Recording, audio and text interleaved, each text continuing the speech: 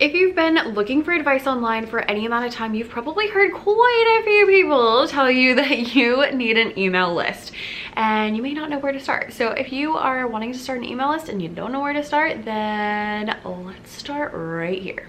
All right, friends, this video is gonna be a bit of an overview of email lists. So like how to start an email list, what an email list is, what should you send to your email list, and you know, how often you should post and when you should start and all of those good things. If you have specific email questions, I will link our email playlist down below because I have more things on there, including a whole video talking about different emails that you can send to your list. And if you have more questions, then leave them down below in the comments and we can maybe do like another email series. But without further ado, hit the subscribe button and then let's get started. All right, first things first, what is an email list? An email list is a collection of email addresses that you can send in order to market your products, talk about new content, and basically just to drum up sales. Now, also you want to be helpful. You should be helpful first. But I mean, let's be real. The main purpose is that you should use it to drum up sales. You need an email list because email lists are really important in that they are something that belongs to you. So when you go to Instagram and you are on their platform, those followers don't belong to you. Like, you can't take them when you leave. You can't take them and go somewhere else. They belong on Instagram. And Instagram controls your account. And some days it might just, you know, decide to close your account, or maybe Instagram will just go away. Who knows? But those things can happen, and they don't happen with your email list because you own them. Now, because of, you know, laws and privacy and all of that, you can't just like grab a bunch of emails and send them from your Gmail account. You have to actually have an email service provider. The good news though is that many of them start out free until you hit a certain amount of subscribers.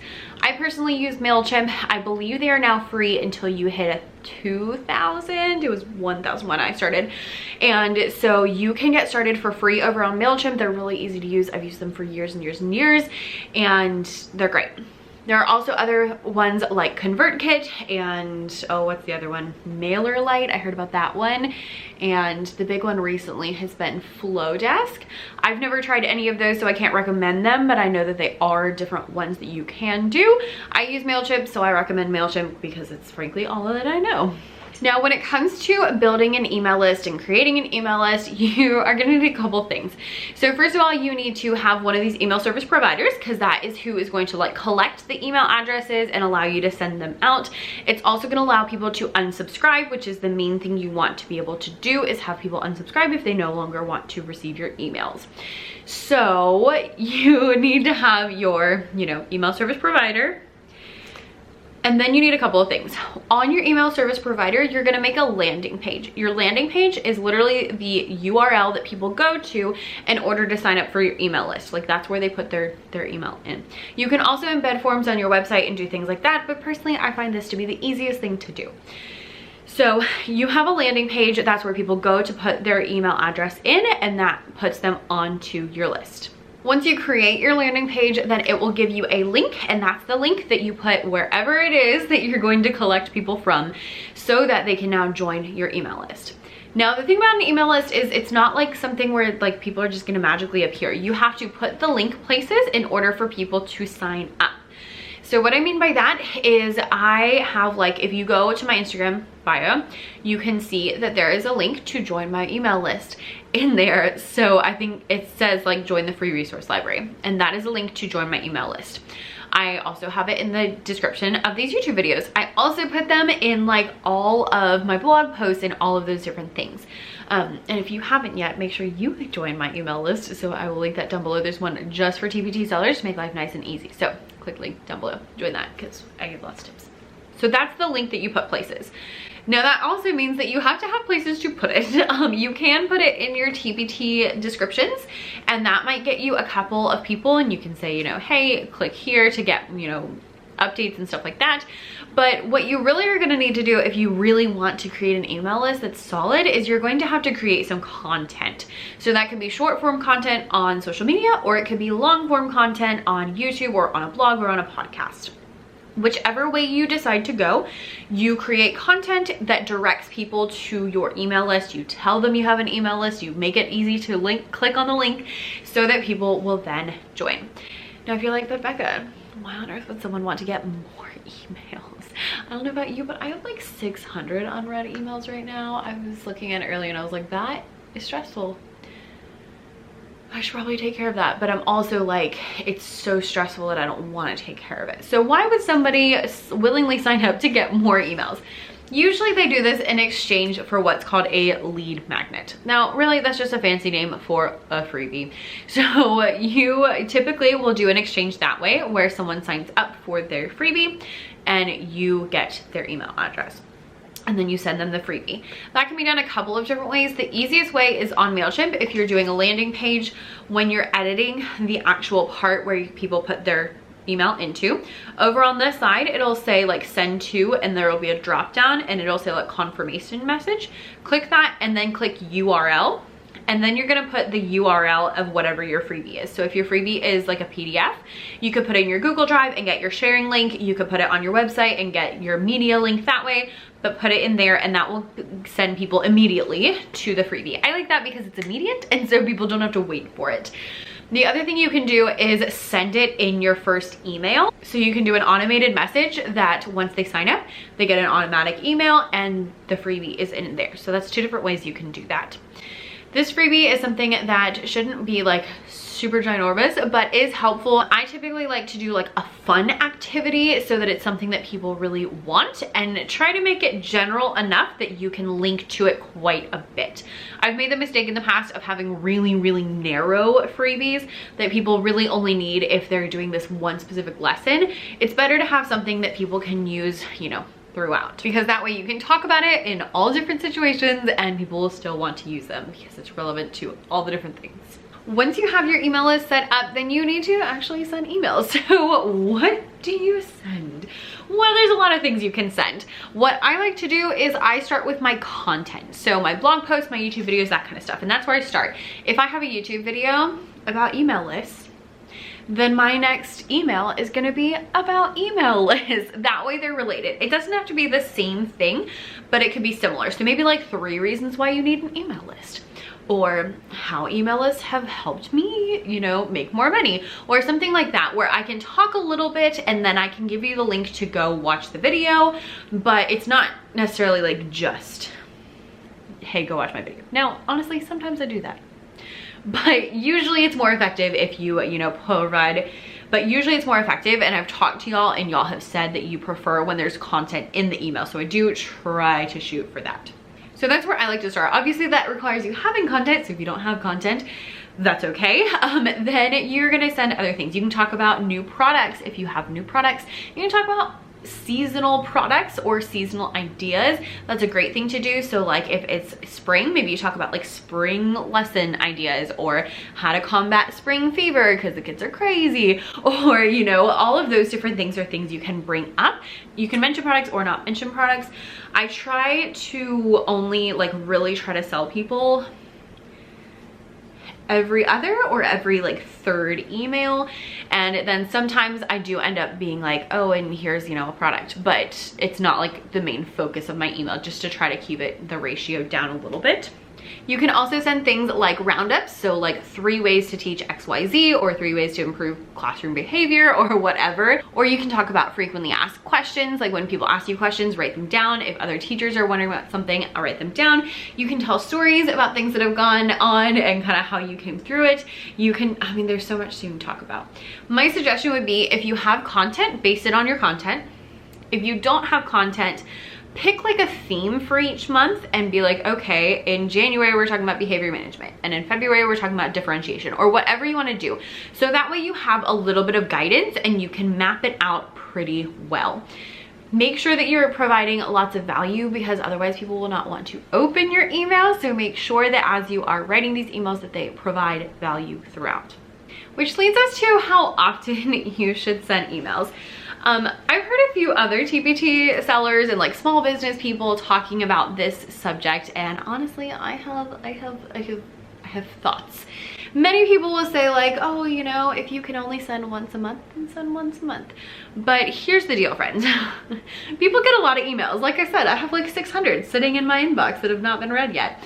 And because of that, if you're getting 20 emails a day from J Crew, because I love them, but man, they send a lot of emails. then you get one email a month from somebody that you signed up for on a blog post 3 years ago, you're not gonna know who that person is. And that, I just experienced that the other day where I saw someone's name come across and I was like, who is this person? And I opened it up, and after a while I realized it was someone that I had signed up for through like a video like months ago, and I hadn't heard from them in weeks. And I didn't know who they were. But I personally say you should be sending an email once a week. That may sound like a lot, but truly, if you want to get the most out of your email list, you need to send at least an email a week so that people don't forget who you are. Now, if that sounds like too much, then maybe do every other week for now and make it your goal to build up to every week. But if you can do every week, then do it. You can batch them and write them all in one sitting on one day in like 2 hours for the whole month. Or you can batch them by doing them, you know, one a day for the first week and then scheduling them out for the whole month. Or you can write them in the moment, and you know, I write emails on Thursdays, and so every Thursday morning I sit down and I write all my emails for the week. And however you want to do it is fine, but the point is you have to be in people's inboxes enough to where they remember you. I even heard this study on a podcast. Someone was talking about email lists, and they weren't a TPT seller, but it was a different like online marketer. And he said he was getting really low engagement sending like once a week or once every other week. And so he decided, instead of cutting to less, he started sending emails like 3 times a week. And what happened is his email list got much more engaged because people were now used to seeing him in their email box, in their mailbox more. They were used to seeing his name. They, you know, if you read one of them, then you're like, oh, hey, you know, I got value out of that. I want to read the next one. Or what I sometimes see is if you didn't read the first one, you're like, oh, I forgot to read that other email. I'll read this one when the new one pops up. And it did so much better. And now I'm not saying you need to do it 3 times a week because that seems like a lot. But what I am saying is that you need to be in people's inboxes enough that they remember who you are. So it needs to be once a week. It just does. If you don't think you can do that, then shoot for every other week, because done is better than nothing. But if you want it to be successful and you want it to do well, I would say you need to be doing it once a week. And that should be your goal. Even if you don't start there, I'm all for progress. That's your goal. And a little note on like what day or time to send.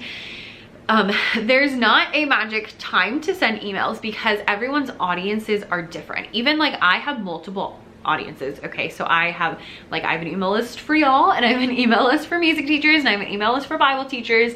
And when I send emails, on MailChimp they have this cool feature that says send at optimized time. So that means the best time for like the majority of your email list to open, and that's when they're gonna send it. And with some of them, it is early in the morning. And so usually when I click that, it'll be like 8 to 11. But on my Bible class one, for some reason, it's like 10 o'clock at night. And I don't know why, but for whatever reason, that audience has a different time than my other 2 audiences. Because the other 2 are typically more in the morning. It just is what it is.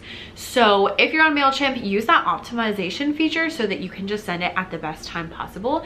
If you don't have that feature, then you're just, honestly gonna have to guess and see, maybe try sending at different times and look at your data, see how many people are opening, if there's any, rhyme or reason to it. Personally, I find if I'm sending to teachers, to send before school or like mid-afternoon. But I'm also in Eastern Standard Time, so that might be completely different if you're someone else. But that's just when I see, like if I send something at like 2 o'clock Eastern, that usually does okay. But again, you have a totally different audience. You might have all people in the Pacific time zone. You might have all people in Europe. I don't know. So look at what your data is telling you and go based on that. And the last question is one that everyone wants to know, and that is, when should you start an email list? And the answer is yesterday. Not really. The answer is as soon as possible, because like I mentioned, with your email list, you have to like have content, you have to talk about your email list, you have to get people to sign up, and all of that takes effort and time. And so it's going to take a long time to get people on your email list. Now, if you already have content that's doing really well and you get a good freebie, then you will be able to do that a little faster. But if you don't have any content, like I started with just a blog, I even have a TPT shop, and I started my email list at the same time I started my blog, but I didn't have anyone reading my blog because it was brand new. And so it took a long time to get enough people on my email list for it to actually, like, you know, make a difference. But that being said, when it got to the point where like it was rocking and rolling, it was because I had started so early. So start ASAP, because it's something that has to build over time. The good thing is, when you first start, there won't be a lot of people who sign up for your email list. So if you're going to mess up, you're gonna mess up at the beginning, and there won't be that many people to witness it. If you miss an email, you know, it's only going to 2 people anyway, so not a lot of people are going to notice. But do start as soon as you possibly can, because you want to make sure that you're building that up. Now, if you are brand new and you're trying to figure out product creation and that is stressing you out, don't let this stress you out as well. Maybe put it on the shelf and say like, okay, when I'm ready, I'll come hop on that. Oh, actually, if you are brand new, I have a roadmap to your first $1,000 on TPT that kind of shows you like your step-by-step process of how to do that. And when you sign up, you'll also be on my email list, so I can send you helpful tips and other things that you're gonna need to know. So make sure you hit that down below. All right, friends, that's all I have for today. So if you have specific email questions, let me know them in the comments or send me a DM over at becca.e.davis. Please do not go to my TPT store and send me a Q&A, because I've had a couple of those and it's weird because like you're like commenting on a product, because those people are like commenting on a product, but it's like not related to the product. So email me at becca.e.davis or leave me a comment and let me know your email questions so that we can get those answered as well. I would love to know, before you leave, do you have an email list? And if so, what are your email list tips? What would you say to do? Let me know all those things down in the comments, and I will look forward to reading them. Thanks for watching, and I'll see you next time. Bye.